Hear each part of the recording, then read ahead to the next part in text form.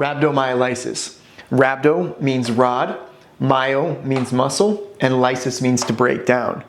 With medical terminology, you always want to read the words backwards. So this word means the breakdown of muscle rods. Now the history and story on this one is so interesting. The first time rhabdomyolysis ever occurs in literature goes all the way back to the Bible. So in the book of Numbers, when the Israelites are leaving Mount Sinai and in search of the promised land, they're eating the same food every day. In the Bible, they refer to this food as manna. I've read that it's like a similar food to like Frosted Flakes. And the Israelites are getting tired of eating this food over and over, so they pray to God to send meat. And God, angry with their ingratitude, sends a flock of quail. And the Israelites begin feasting on this quail. And what happens is the quail, they can eat hemlock and their body digests it normally. But when humans eat hemlock, it causes our muscles to break down. And so what happens is our muscles break down, and then the big proteins in the muscle travels through the bloodstream and enters the kidney. The kidneys are the great filter, and the great filter gets clogged by these big muscle rods, and it sends us into kidney failure. So the Israelites went from wandering through the desert and hoping for meat to unfortunately ending up with their muscles breaking down and their kidneys failing. So the pathophysiology of rhabdomyolysis works like this. So after the Israelites ate their quail and their muscles started breaking down, the muscles traveled through the bloodstream. Now, normally the bloodstream is just full of these small little red blood cells, but in this case, the muscles have broken down and released these huge particles called myoglobulin. The myoglobulin goes into the kidney and clogs the renal tubules. This causes an acute kidney injury. Now, a big picture idea here is that how acute kidney injury kills people is through two processes. Number one, acidosis, and number two, hyperkalemia. So now I don't know if the Israelites died of eating this quail, but for all of your future patients, when they have acute kidney injury, these are the two things you need to look out for to make sure that your patient is going to survive. Is that number one, that their potassium doesn't climb too high because the kidney can no longer excrete it. And the kidney also acts as a buffer for your pH balance. So if it's not working effectively, then you're going to lead to a state of acidosis. And finally, if you do not properly address this, death will ultimately culminate with rhabdomyolysis. So today, most of your patients aren't going into rhabdomyolysis because they ate too much quail. Typically, the patients that you're going to see in rhabdomyolysis are going to be your trauma patients who suffered a big crush injury. They're going to be your patients who are undergoing ischemic processes, who had toxic ingestions. And unfortunately, one way I've seen rhabdomyolysis a lot is little old lady falls down at home, is down on the ground for 3 days before found by her family. By the time that she's brought into the hospital, she's in rhabdomyolysis. So when you see these patients, your physical assessment findings are going to be muscle pain. And one of the big hallmarks here is Coca-Cola or tea colored urine. Now that's because you have these myoglobulins floating in the bloodstream, and when those myoglobulins, which are reddish brown, mix with urine, with the color of urine, it produces a Coca-Cola or tea-like color to the urine. And for if anyone's wondering what that is my best drawing of a hospital urinal, where you would then see this rhabdomyolysis Coca-Cola colored urine.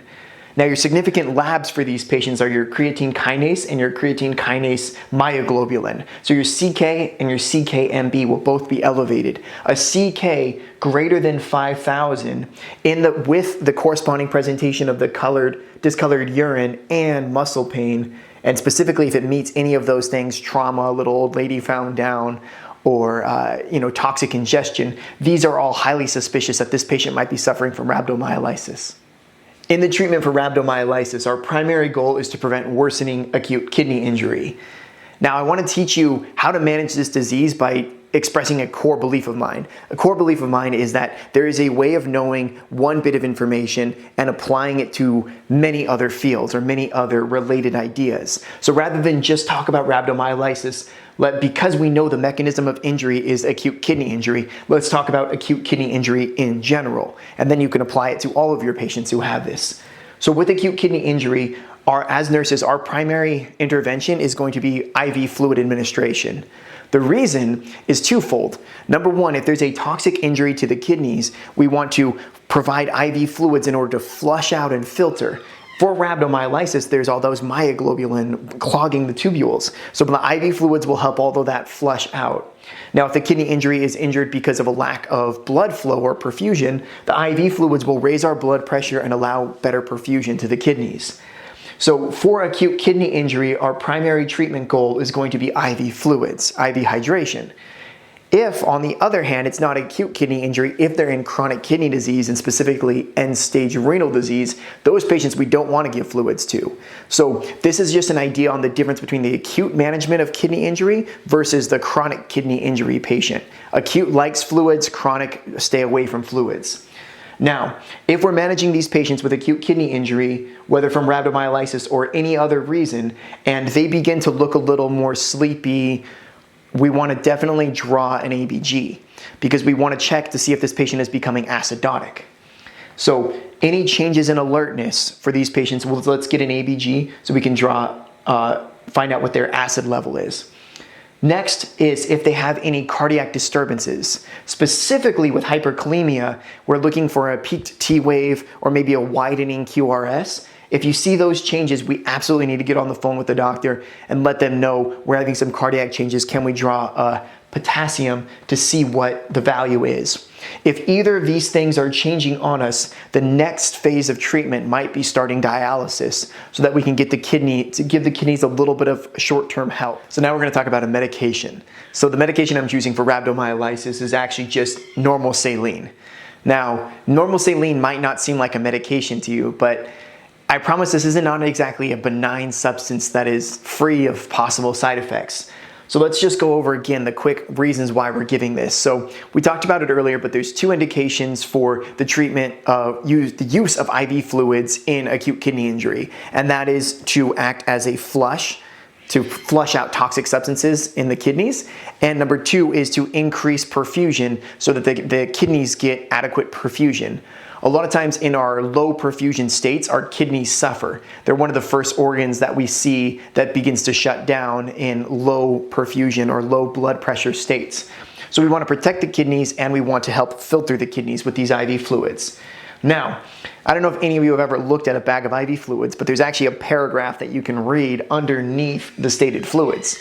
And you might be surprised by what the paragraph actually says. It actually includes a lot about what's in the bag, but it gives you a pH of the IV fluids.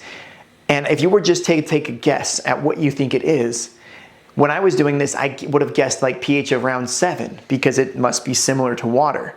But the pH in IV fluids, in normal saline, can actually be as low as 4.5, which, in case you don't know, that's very, very acidic. A person dies when their pH reaches 6.8.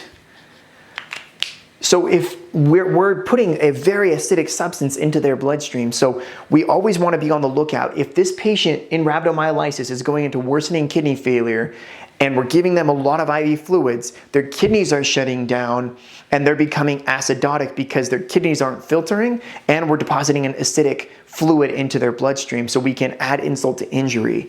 So while we're giving IV fluids, we need to be monitoring urine output, make sure that like what's going in is also coming out. And always be careful. When we give too much IV fluid, we can induce a state of what would be called metabolic acidosis. Nursing considerations for patients with rhabdomyolysis and acute kidney injury. We're going to be on the lookout for EKG disturbances, which in this case would be hyperkalemia, which will show up as a peaked T wave. Additionally, we're going to be on the lookout for acidosis. One of the first ways acidosis is going to show up is the patient is going to become increasingly lethargic and drowsy. So this you will see as a patient saying like, you'll be talking to you and then all of a sudden they'll be falling asleep. You wake them back up and then they're falling asleep. That's a very bad sign and you need to call the doctor, make sure you can get an order for an ABG to monitor for worsening acidosis in this patient population.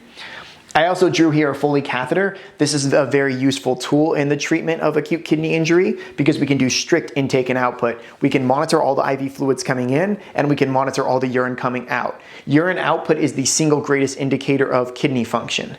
Additionally, with kidney function, we want to be monitoring our BUN, our creatinine, and our GFR. And with rhabdomyolysis, because they have the muscles breaking down, they're going to have some muscle pain. So we can treat pain in these patients as well. So all of this is rhabdomyolysis in a nutshell. I hope it makes sense.